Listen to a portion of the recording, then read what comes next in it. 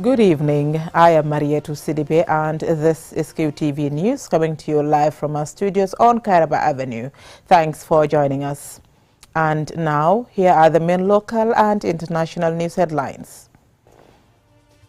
On his return from Senegal, where a new 50,000-seat stadium was inaugurated on Tuesday, President Barrow said he has initiated talks with the presidents of CAF and FIFA to support his government to build a top-quality stadium for the Gambia. A delegation from the First Africa Higher Education Centers of Excellence for Development Impact Project on Tuesday met President Barrow to brief him on the World Bank-funded project.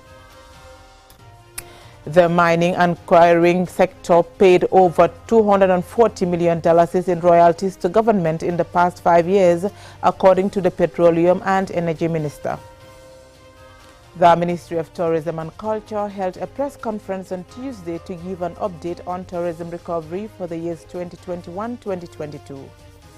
In international news, the International Court of Justice has begun hearing oral arguments in the case brought by the Gambia against Myanmar for their alleged violation of the Genocide Convention against the ethnic Rohingya in Myanmar.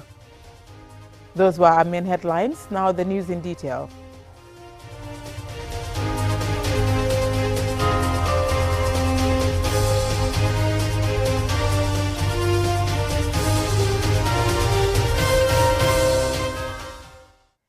President Barrow says he has initiated talks with the presidents of CAF and FIFA to support his government to build a top-quality stadium for the Gambia.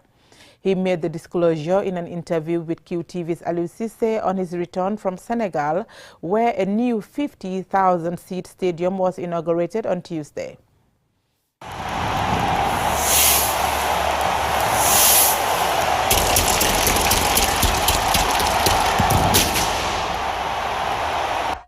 The inauguration of this Turkish-built world-class 50,000 capacity stadium comes less than a month since Senegal were crowned African champions for the first time after their triumph of the African Cup of Nations played in Cameroon early this month.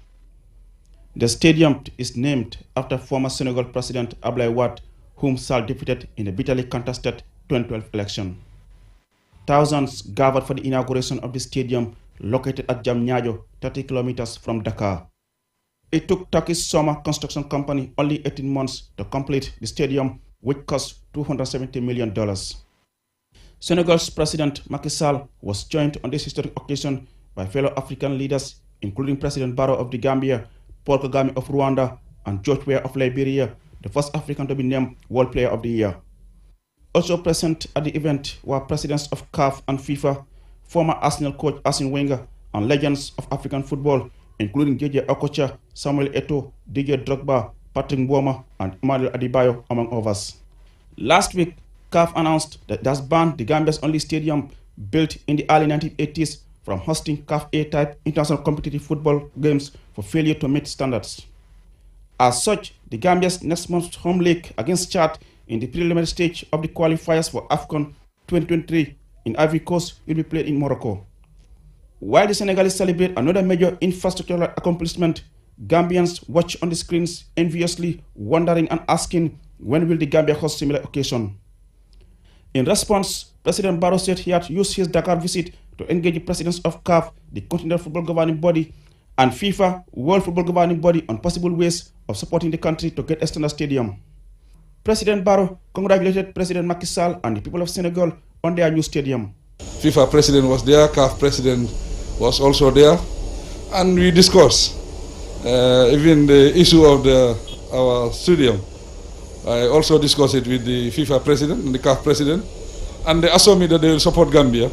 They will support Gambia because of our performance. So definitely they want to encourage Gambia. So officially, if I get to the office, we will write to FIFA to see how best they can support us to renovate our stadium. Also on board the president's flight was Samuel Eto'o, a former Cameroonian international footballer and current president of the Cameroon FA, who traveled with the president from Dakar to watch his Cameroon female team play the Gambia in the second leg encounter of the African Women Cup of Nations qualifiers. At the inauguration, an exhibition game between Senegal legends and African legends ended in a 1-1 draw. Khalilou Fadiga gave the Senegals legend a lead before Nigeria's Jeje Okocha equalized for the African legends. The Abdoulaye Wade Stadium, which is 20 miles outside of Dakar, will host its first major competitive match when the Teranga Lions host Egypt for a World Cup qualification playoff. The stadium is a major boost for the West African nation that prepares to host the Youth Olympics in 2026. Prior to this inauguration, Senegal risks playing all its international games away from home as they, like the Gambia and several African nations, didn't have any CAF-approved stadium. Reporting for QTV News, I am Aliou Cisse. A delegation from the First Africa Higher Education Centers of Excellence for Development Impact Project on Tuesday met President Barrow to brief him on the World Bank-funded project. As Aliou Cisse reports, the delegation expressed satisfaction with the Gambia's commitment to its implementation. The delegation is in the Gambia to look at the implementation progress and assess the key areas to be highlighted for the President's support. Members of the delegation say they have noted with delight that the Gambia government has implemented plans to accelerate the progress of the project despite the COVID-19 pandemic. The World Bank is funding the centers, including in the Gambia, in the areas of STEM programs, health and agriculture. Ekwa Bentul, Senior Education Specialist at the World Bank and responsible for the African Centers of Excellence for Development Impact in West Africa, revealed at the meeting with President Barrow centered on the project, which is being implemented across 11 countries in West Africa, including the Gambia. She said the World Bank has supported the Gambia with about $12 million for the implementation of the project. In our discussions with the President, we realized that he has a very strong political will with respect to this project, and the goal is to really set up a university that can train the future Gambians in engineering, science, and technology programs. And so our team is here to really support this agenda and to help the government establish this university and the training of the future workforce in engineering, science, and technology. Other members of the delegation also described the meeting with the President as an excellent opportunity to share with the Gambia's leader the objective of the project, which is to build the capacity to have homegrown solutions to problems. The delegation was led to the presidency by the Gambia's Higher Education Minister, Badra Diouf. Reporting for QTV News, I am Aliou Cisse.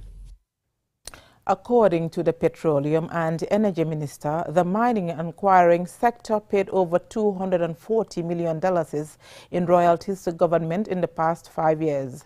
The minister revealed this while answering oral questions from National Assembly members on Wednesday. Momodo Lamin Choi reports. This might be the last question and answer session for the 50th legislature, whose mandate ends on Monday, 28 February. They are putting up questions to the Petroleum and Energy Minister about the mining and quarrying sector. The National Assembly member for Serekunda asks the minister about how much has been generated from mining activities during the past 5 years. In response, the Petroleum and Energy Minister, Fafa Sanyang, gives an update. Royalty accrued from the quarry operations of sand and gravel amounts to $162,869,786.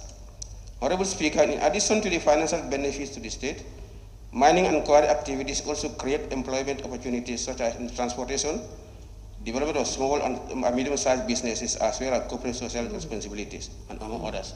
In addition to the revenue received from mining by government during the last 5 years, were mining operations of heavy mineral sand concentrate by Gach Company, which effected a royalty payment of over $1.4 million.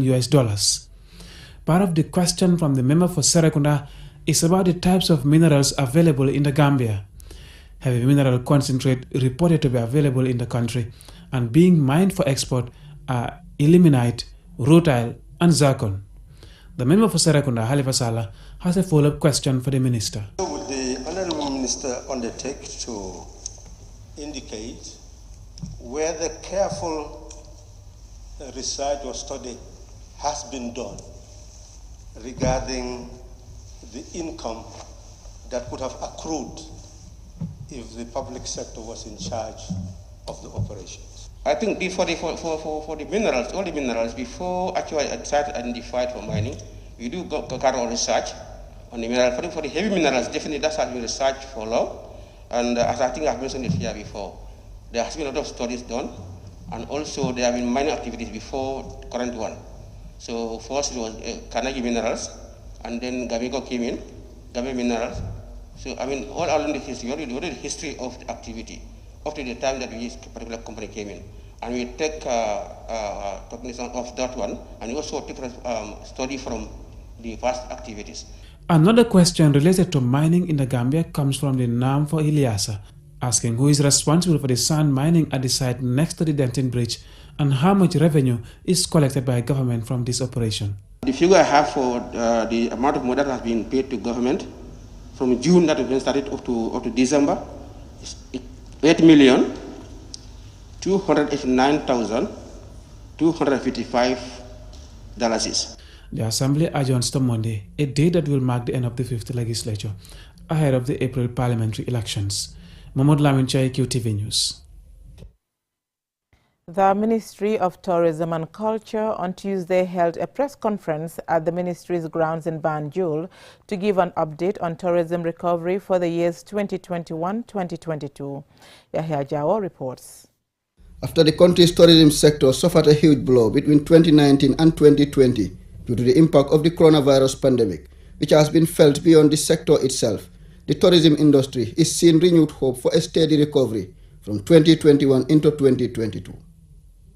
The Minister of Tourism and Culture, Hamad Ba, in giving an update on the Gambia's tourism sector recovery, states that the current tourism outlook is generally optimistic and that he expects a booming season for the tourism sector in 2022. The Ministry of Tourism and Culture is pleased to inform the gathering of the latest flight operations to the Gambia, in which TUI Netherlands started its operation on the 19th of February with a Boeing 737-800 series after 2 years of absence due to COVID-19 pandemic. They will operate all year round, and plans are on the way to increase TUI group flights frequencies to 12 flights per week from 2022 to 2023 winter season. 6 flights from Holland, 2 flights from Belgium, 4 flights from the United Kingdom. The minister also says that Destination Gambia currently receives 53 flights per week at the Banjul International Airport. These include 37 scheduled flights and 16 chartered flights, adding that discussions are ongoing between his ministry and the Spanish Tourism Ministry for resumption of the Binta Canarias flight, which is an important flight connecting Spain and the Gambia. Minister Ba also says that the Ministry of Tourism and Culture and the Gambia Tourism Board are working with stakeholders towards restoring confidence and growth in the tourism sector that can translate into more flights and visitors to Destination Gambia. He also highlighted other important achievements of his ministry. The Ministry of Tourism and Culture and the Gambia Tourism Board will continue to work with its tourism stakeholders towards restoring more confidence and tourism growth for Destination Gambia that can translate into more flights and visitors to Destination Gambia. In the same vein, other achievement of the Ministry of Tourism and Culture are that the ministry, in collaboration with the Gambia Tourism Board, had coordinated on several occasions vaccination campaign and exercises in various locations in the tourism development area for employees of the tourism industry to be vaccinated in order to boost customer confidence on Destination Gambia as a safe travel. With the COVID-19 pandemic still continuing to affect the growth and development of various institutions in the country, the minister urges people to get vaccinated to prevent further spread of the virus and highlighted some of the contributions made by the tourism ministry as part of their support to help cope the virus. The ministry, in collaboration with the Minister of Health through the GT Board, establishes COVID testing centers in the TDA at the BB Craft Market in Kotu, and we are working on trying to get 3 more other centers within the tourism development areas. Hotels were encouraged to reserve rooms or in designated area for isolation in case of any positive cases. The minister also says that 3 feeder roads within the West Coast development areas have been identified for construction, and the work, he says, has already begun in one of the areas. He went on to say that his ministry is planning to embark on serious rehabilitation of national monuments across the country, and that efforts are ongoing to construct hotels and other tourist attraction centers in rural parts of the country to decentralize the tourism industry. Reporting for QTV News, I am Yahya Jao. We will now go for a commercial break. When we return, we have more local and international news stories. Do stay tuned.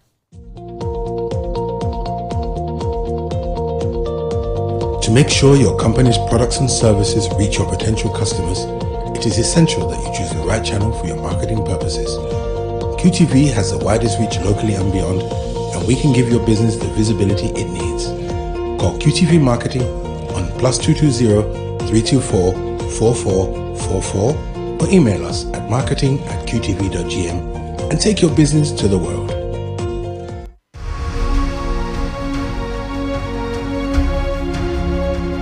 The award winner for this category, GSM Taxpayer of the Year, goes to QCell Gambia Limited. QCell Limited. I feel very proud as a Gambian to be awarded this award. It shows the impact we are having on the economy of the Gambia. I must take this opportunity to thank the entire QCell staff for their hard work and also for all Gambians who patronize QCell. I want to assure Gambians that whatever they give us, we will give back to Gambians. That's why we have a slogan, Sunyu Boss.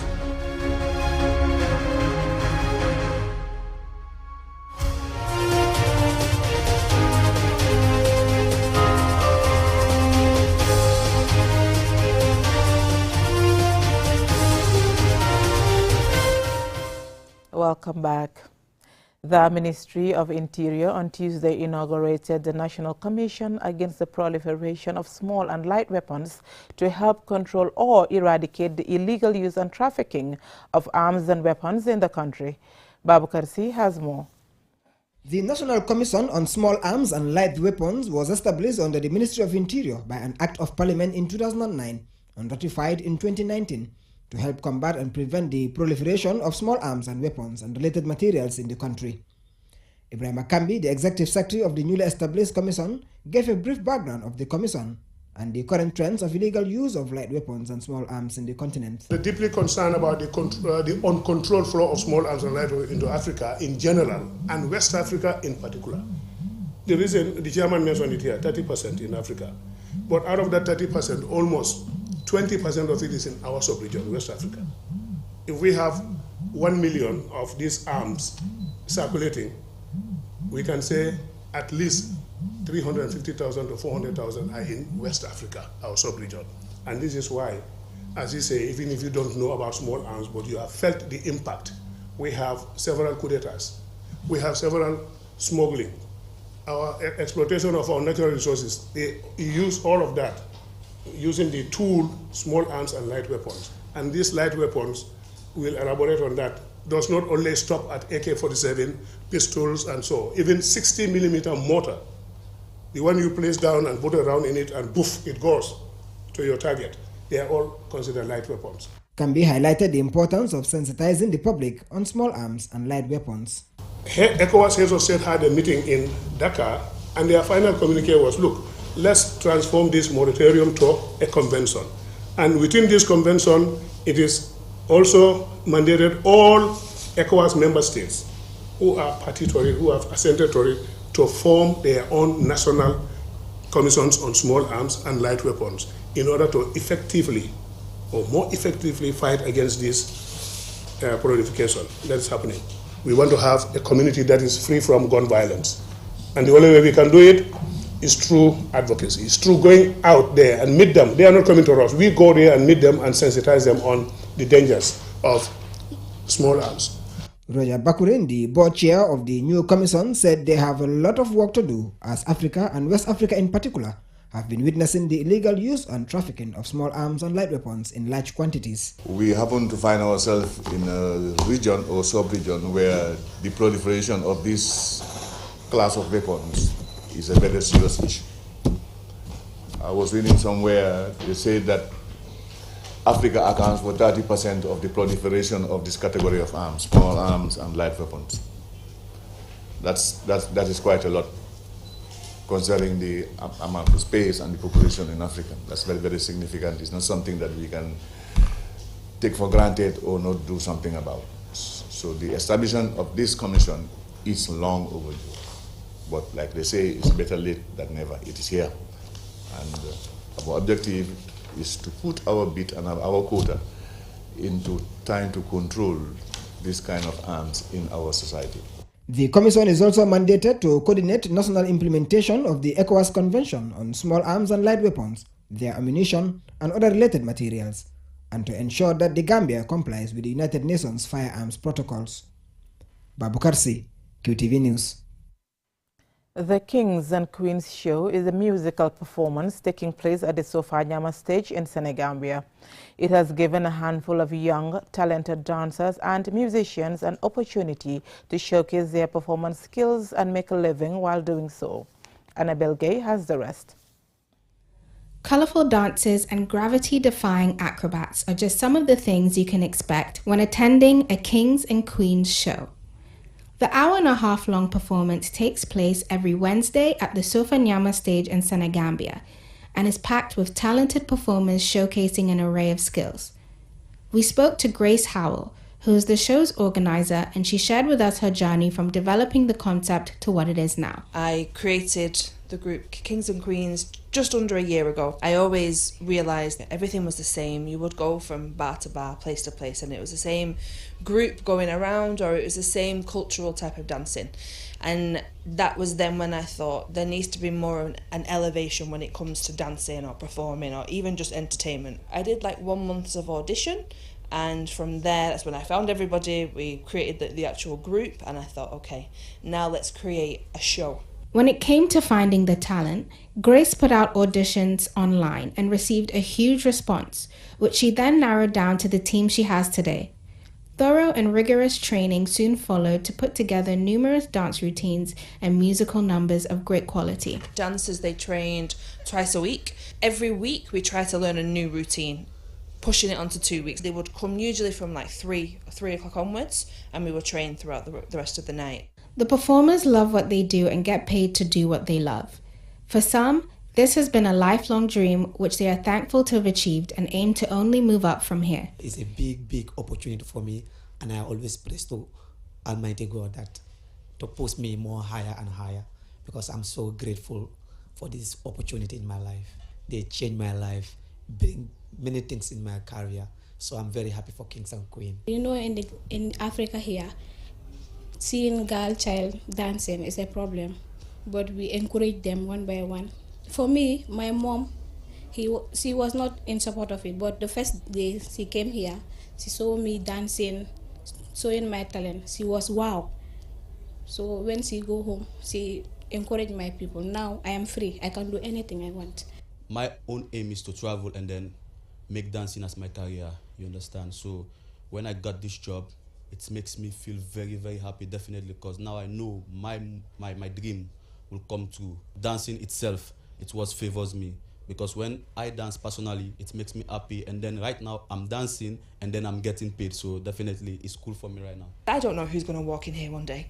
Someone who needs dancers, somebody who needs a singers, and if it gives them that platform to take them to a better place, that's my job done. The Gambia undoubtedly has a great deal of talented individuals with the skills to pursue careers in music and dance. However, the sector is woefully underfunded, which deters aspiring musicians and dancers who fear financial insecurity. The schooling is the first thing. I think there needs to be an actual performing arts school. Obviously, the biggest thing here, it comes down to funding and money. And yes, you can go to a normal public school, you can get your education, but for genuine people who have that raw talent of being able to dance, there's no way for them to do it. The Kings and Queens show exhibits the Gambia's potential to grow the performance industry and in the future could become a major tourist attraction. Until then, Grace continues to run the show and will be putting out auditions for new performers in the coming months. Reporting for QTV, I'm Annabelle Gay. Now in international news.